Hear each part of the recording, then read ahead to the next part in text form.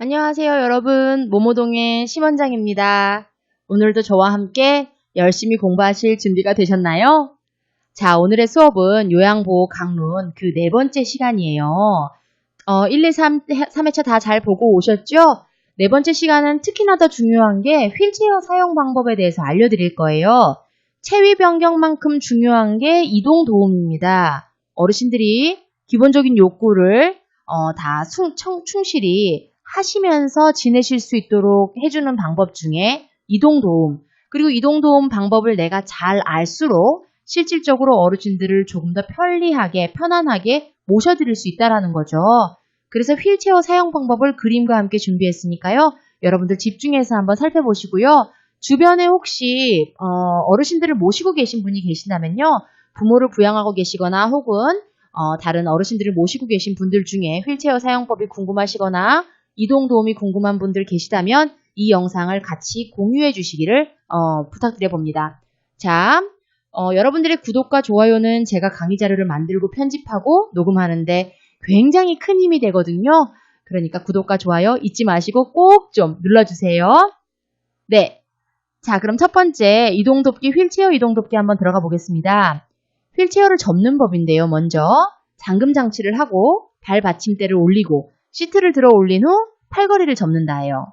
발판 높낮이는 뒤에 나사가 있어요. 그 나사를 푼 다음에 다리 길이에 맞춰서 오른쪽으로 돌려서 나사를 조여주면 이 발판 높낮이가 조절이 된다고 하는데요. 그림을 한번 볼게요. 자, 보시면은 휠체어 접는 법은 사실상 간단합니다. 이걸 그냥 들어 올리면 돼요. 근데 그냥 들어 올리면 안 되는 이유가 휠체어가 왔다 갔다 움직일 수 있으니 잠금 장치를 하시고요. 또 하나는 그냥 들어 올리게 되면 이 발판들이 서로 부딪혀 버리거든요. 그러니까 발판을 올려주고 잠금 장치 1, 발판 올림 2, 그 다음에 시트를 들어 올려준다. 마지막에 팔걸이를 접는다도 있긴 있는데 팔걸이 같은 경우는 이 사진상에 있는 휠체어, 보통 병원에서 쓰는 휠체어는 팔걸이를 접을 수가 없도록 되어 있습니다. 그러니까 너무 신경 쓰지 않으셔도 되고요. 개인 휠체어 중에 팔걸이가 이제 접혀지는 휠체어를 가지고 다니시는, 다른 얘기로 하면 이동이 잦은 대상자를 모시게 되시는 경우에는요, 팔걸이까지 접어주셔야 되겠죠. 다음으로 넘어갈게요. 휠체어 이동 돕기를 보시면은 이제 실질적으로 밖으로 나가실 때는 어떻게 하시느냐. 문턱이나 도로를 오를 때는요, 앞바퀴를 들어요. 살짝 들어주죠. 그쵸? 그래서 싹 올라가기 쉽도록. 문턱이나 도로를 내려갈 때는 어르신 휠체어를 뒤로 돌려서 우리가 뒷걸음질 치듯이 가는 겁니다. 오르막길을 갈 때나 내리막길 때는 지그재그로 미는데 내리막길 때는 뒤를 돌려서 지그재그로 내려간다 얘기를 하는데요. 이게 한 번에 그냥 일자로 내려가게 되면요. 가속이 붙어서 그냥 앞으로 고꾸라지거나 뒤로 넘어질 수 있으니까요. 꼭 이 지그재그로 밀고 가시기 바랍니다. 울퉁불퉁한 이 돌길 같은 데를 가실 때는요. 혹은 요철을 지나실 때는 이 뒷바퀴로 이렇게 앞바퀴를 살짝 들고 뒷바퀴로 이동을 하시는 게 좋은데요.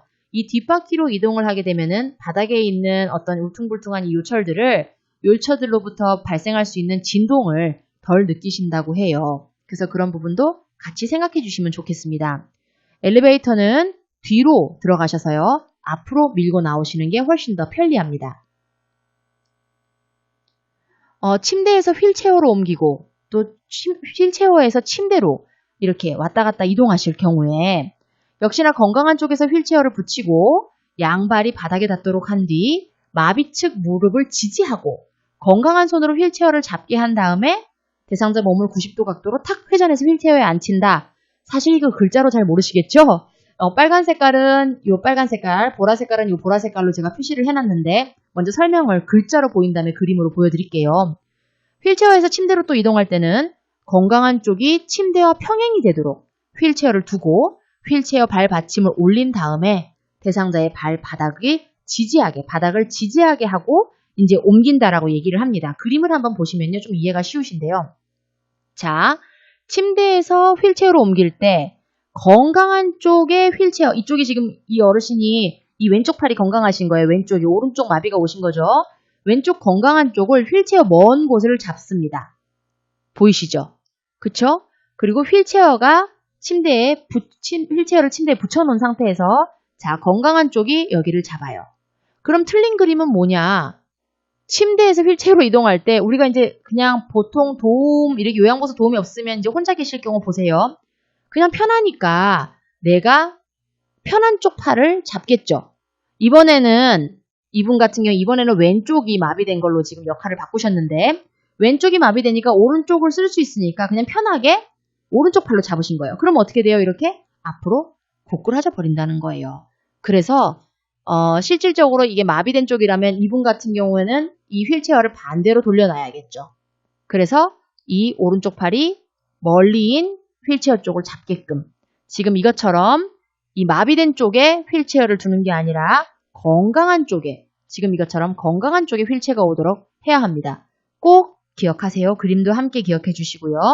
자, 그러면 휠체어에서 침대로 옮기는 것 아까 글로는 애매했는데 다시 한번 그림으로 보시면요. 이 휠체어를 똑같이 이동을 해서 침대 옆으로 오셔서요. 어떻게 해요? 예, 밑에 발판을 올려줍니다. 올려줘서 이 두 다리가 바닥을 지지하도록 해야 돼요. 기억나시죠? 다시 한번 보여드릴까요? 자, 휠체어 발받침을 올리고 대상자의 발바닥이 바닥에 지지할 수 있게끔 건강한 쪽이 침대와 평행이 되게끔 보세요. 건강한 쪽이 침대와 평행이 되게끔 이루었습니다. 그 다음에 건강한 손을 침대에 짚는 거예요. 이게 맞는 거예요. 이렇게 내가 지금 건강한 쪽이 침대 쪽으로 못 오면요. 건강한 팔을 침대에 짚게 되면 어떻게 해요? 이렇게 앞으로 고꾸라지게 된다는 거예요. 그래서 얘네들은 바르지 않은 자세, 얘네들은 바른 자세 기억하시고 그림으로도 한 번 더 꼭 기억하시기 바랍니다. 자, 이 외에도요. 휠체어 이동 돕기는요. 기본적으로 휠체어는 잠금 장치를 하셔야 되는 거예요. 기본이고요. 그 외에 이제 이동하는 방법들이 있는데 제가 한번 설명드릴게요. 글자로만 설명을 드리면 헷갈리실 수 있을 것 같아서 그림을 가져왔고요. 실제로도 시험에 그림으로 문제가 나오기도 합니다. 대상자의 이 지금 바닥에서 휠체어로 어르신을 모실 경우 좀 전에는 침대를 했잖아요. 침대에서 휠체어, 휠체어에서 침대요. 지금은 바닥에서 휠체어로 한번 옮겨볼게요. 어르신이 바닥에 계시다가 이렇게 휠체어로 올라가시고자 하면은요. 어떻게 해야 돼요? 대상자의 뒤에서 허리와 여기 지금 한쪽은 허리를 지지하고 있습니다. 이 여성 요양보호사분이 왼쪽 팔로 어깨를 지지하죠. 그 다음에 대상자가 해야 될 건 뭐예요? 자, 건강한 쪽에 무릎을 세우는 거예요. 건강한 쪽에 팔을 짚고요. 내가 돌릴 수 있는 곳으로 짚고 엉덩이를 돌려서 앉아주는 겁니다. 이해가 되시죠? 여기서 요양보호사의 자세, 그림으로 나올 가능성이 높아요. 한 손으로는 어깨, 다른 한 손으로는 허리, 그리고 다리는 한쪽이 약간 앞으로 나가서 지지할 수 있도록 해주셔야 됩니다. 두 번째, 침대에서 침대로 옮길 때 어떻게 하는 게 좋은가? 침대에서 침대로 옮길 때는 두 분이 같이 움직이게 되는데 와상 환자의 경우를 얘기하는 거예요. 와상 환자의 경우 두 명이서 같이 침대에서 침대로 옮길 때 어깨와 허리, 첫 번째 사람은 어깨와 허리를 감쌌고요. 그림 화살표 보이시죠? 그 다음 사람은 허리와 두 무릎 밑. 그림을 보시면 이해가 되시나요? 자, 보세요. 한 사람은 어깨와 허리, 다른 사람은 허리와 두 무릎 밑을 지지해서 이동시킵니다. 그 다음에 휠체어에서 이동변기로 옮길 때는 어떻게 하느냐. 자, 보세요. 요양보호사가 이 먼 쪽을 이 요양보호사가 허리를 잡되 대상자는 자기가 건강한 손으로 휠체어에서 먼 쪽을 건강한 손으로 잡아요. 그런 다음에 이동변기로 이동을 할 때 이 요양보호사는요. 이 무릎이거든요. 무릎 노란 색깔 이 편의 무릎이에요. 이 허리와 무릎을 이렇게 지지해줘서 어르신을 옮기는 겁니다. 조금 그림으로 이해가 좀 어렵지 않으실까 싶긴 한데 그림으로 어떻게 좀 이해가 되시나요? 이 이동변기로 이동할 때 요양보호사가 하셔야 될 자세인데 대상자의 건강한 손으로 이동변기를 먼 데를 잡는 거예요. 보이시죠? 이동변기 먼 곳을 잡고 요양보호사는 무릎과 허리를 빨간 색깔 표시되어 있는 이 무릎, 노란 색깔 이 화살표 있는 무릎과 허리를 지지해주면서 건강한 다리에 힘을 줘서 엉덩이를 이동시키는 거예요. 이해되시나요? 이동변기는 대상자의 건강한 쪽으로 그리고 30에서 45도 정도 비스듬히 두고 이동변기를 둔다라고 하는 거 그것도 같이 기억하시면 좋겠습니다. 휠체어에서 침대로 이동할 때 머리 쪽은 힘센 사람, 이게 무슨 말이냐면요. 거동이 불가능한 어르신인데 휠체어에 모셨을 경우에요. 휠체어에서 침대로 스스로가 이동이 불가능하잖아요. 아까 전 사진들 같은 경우는 본인이 다리에 좀 힘을 지탱해서 움직일 수 있지만 사실상 휠체어에서 침대로 이동할 때 아예 거동이 어려운 어르신은 우리가 들어서 옮겨야 되는데 그때 두 명이 어떻게 드느냐. 한 사람은 머리 쪽으로, 한 사람은 다리 쪽으로 가는데 머리 쪽이 힘 센 사람, 다리 쪽은 좀 그보다 약한 사람이 섭니다. 다리는 넙다리와 종아리 밑에다가 손을 넣는다라는 거. 그리고 또 하나 요즘에는 자동차로 이동을 많이 하시니까 휠체어에서 자동차를 갈 때 앞에서 휠체어 손잡이 한번 설명드리면서 말씀드렸지만 차를 자주 이용하는 분들은 휠체어 손잡이가 접히는 것을 사용하시는 게 용이 편해요. 자, 휠체어에 자동차로 이동할 때 엉덩이를 시트에 먼저 넣고 순서가 나올 수 있습니다. 건강한 손으로 손잡이를 잡고 엉덩이를 깊숙이 의자에 넣게 하고 그 다음에 다리를 올리는 거예요. 똑같이 자동차에서 휠체어를 할 때는 반대로 자동차에서 휠체어를 할 때는 대상자의 다리 먼저 밖으로 뺀 다음에 비슷하게 이동하시면 되겠습니다. 그 다음 보행돕기예요. 조금 이동이 가능한 어르신들을 대부분 이제 4등급 어르신들 같은 경우에 장교양 4등급 어르신들 같은 경우에 성인용 보행기를 갖고 같이 이동을 하시죠.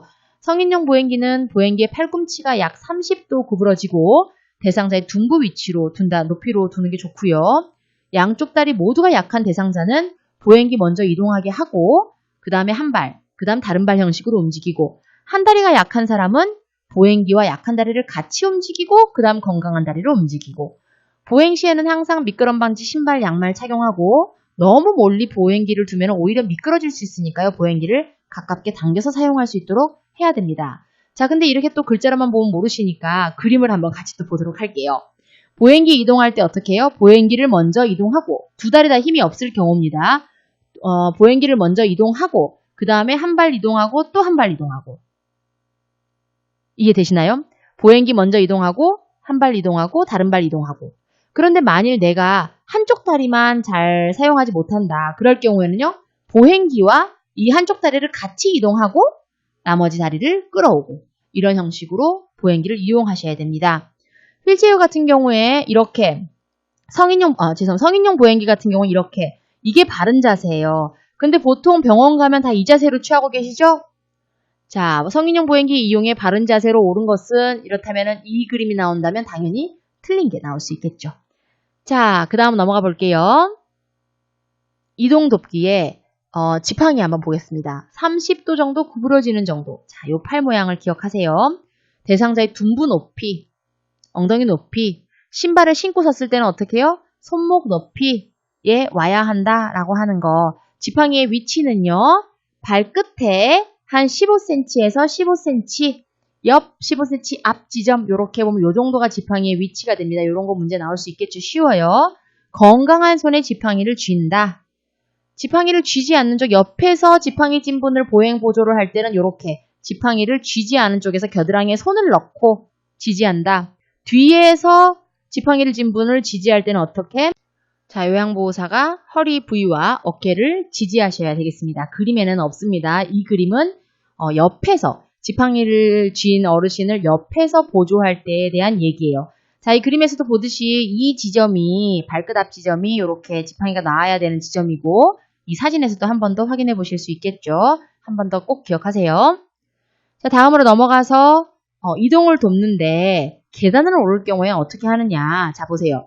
지팡이를 쥔 대상자가 계단을 오를 경우 올라갈 때는 건강한 쪽이 우선입니다. 내려올 때는 마비 쪽이 우선이에요. 자, 그럼 이 그림으로 보시면은 이 그림은 올라갈 때 내려갈 때를 제가 다 그림으로 캡처를 해서 사진에 표시를 해놨죠. 오른쪽이 아픈 경우예요. 얘도 그렇고 얘도 그렇고 오른쪽이 아픈 경우 자 보세요. 계단을 오를 경우 건강한 쪽이 우선이니까 오른쪽 편마비 대상자의 경우 지팡이를 먼저 가고 그 다음에 계단을 오를 때는 건강한 쪽이라 그랬죠? 오른쪽이 아픈 경우예요. 자, 그러니까 어떻게 해요? 왼쪽 다리가 먼저 올라와야겠죠. 이해되시죠? 건강한 쪽이니까. 이 왼쪽 다리가 먼저 올라왔습니다. 그 다음 나머지 오른쪽 다리가 와요. 지팡이 1, 왼쪽 다리 2, 오른쪽 다리 3.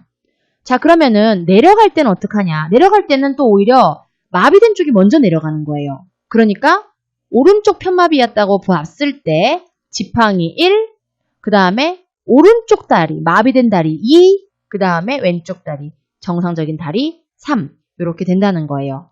그래서 올라갈 때는 건강한 다리, 내려올 때는 마비된 다리. 이거를 기억하시고요. 시험에는 이런 식으로 오른쪽 편마비 대상자의 경우, 왼쪽 편마비 대상자의 경우 이렇게 나올 거예요. 근데 오른쪽 왼쪽 막 이렇게 기억하시면 여러분들이 막상 헷갈릴 수 있으니까 그냥 지금 기억하세요. 계단을 올라갈 때는 어떻게 해요? 건강한 다리. 내려올 때는 마비된 다리. 그래서 나중에 실전에 딱 시험을 치실 때는 올라갈 때는 건강한 다리, 내려올 때는 마비된 다리. 딱 적어 놓으시고 그리고 시험을 준비하셔야겠죠. 이송을 도울 때요. 외상이 없는 경우는 요양보호사가 한 발을 다른 발보다 앞에 위치시키고 이 기저면을 넓히란 얘기예요. 무릎은 굽히고 등은 펴고 그리고 대상자 쪽에 바짝 붙어서 손 전체를 이용해서 어르신을 들어 올리면 되는데 만일 외상이 있는 경우에는요. 척추 고정판이라는 걸 사용해야 돼요. 척추 고정판은 어르신 밑에다 두고 무릎을 먼저 고정시키고 그 다음에 손목과 엉덩이를 고정시키고 그 다음 윗팔을 고정시키는데 그림에는 제가 지금 없지만은 여러분들이 사람을 일자로 눕혀놨다고 봤을 때 밑에서부터 위로 올라간다고 보시면 돼요. 무릎, 그 다음 중간 손목과 엉덩이, 그 다음 위쪽 이렇게 윗팔 부분. 그래서 2인이 함께 이동시키면 되겠습니다. 감염성 질환 예방인데요. 감염성 질환은 한 3가지 정도로 책에서 뒀어요. 호흡기 감염에는 인후통, 기침, 객담, 호흡곤란 등을 보면은 이게 지금 감염 증상이 좀 있구나라고 보는 거고요. 요로 감염 같은 경우는 하부, 복부가 통증을 느낀다거나 그 다음에 배뇨통이 있다거나 빈뇨, 구토, 설사 이런 걸 하면은 요로 감염이 좀 있구나. 자, 감염성 질환으로 전신 증상도 있는데요. 전신 증상 같은 경우에는요. 얼굴이 벌겋게 달아오는 안면 홍조, 발열, 발진, 의욕 상실, 두통 등을 호소하시면 어르신들께서 전신 증상을 갖고 있구나라고도 좀 의심해 보실 수 있겠습니다. 감염을 예방하는 방법으로는 손 씻기, 분비물 처리, 흡인 물품 관리인데요. 요즘에는 흡인 물품들은 대부분 다 일회용을 사용하기를 권고하고요. 또 흡인 같은 경우는 우리가 하는 게 아니라 의료인이 하는 거기 때문에 선생님들께서 직접적인 흡인을 하시는 건 아니고요. 우리는 분비물 처리는 할 수 있겠죠. 이 분비물 처리 같은 경우는 반드시 장갑을 착용해야 되고요. 첫 번째 손 씻기 같은 경우는 흐르는 물에 충분히 액체 비누의 양을 사용하셔가지고 묻혀서 씻으라는데 고체 비누를 꼭 쓰지 말라는 건 아니지만 고체 비누에 혹시 이런 어떤 세균 감염들이 묻어 있다가 그것들이 다시 우리 손에 옮겨 붙는 현상들 때문에 요즘에는 이 액체 비누를 묻혀서 씻으라고 권하는 것 같더라고요. 자, 그래서 그림을 한번 보시면요. 손 씻기 순서가 있어요. 손바닥과 손바닥을 이렇게 마주대고 먼저 문질러 주고요. 손등과 손바닥을 이렇게 마주하고 문질러 주고요. 깍지를 끼고요. 손가락 사이사이 이렇게 또 손가락을 마주 잡아서 문질러 주고요. 엄지손가락을 또 다른 손바닥으로 돌려주면서 문질러 주고요. 이렇게 감싸 안으란 얘기예요.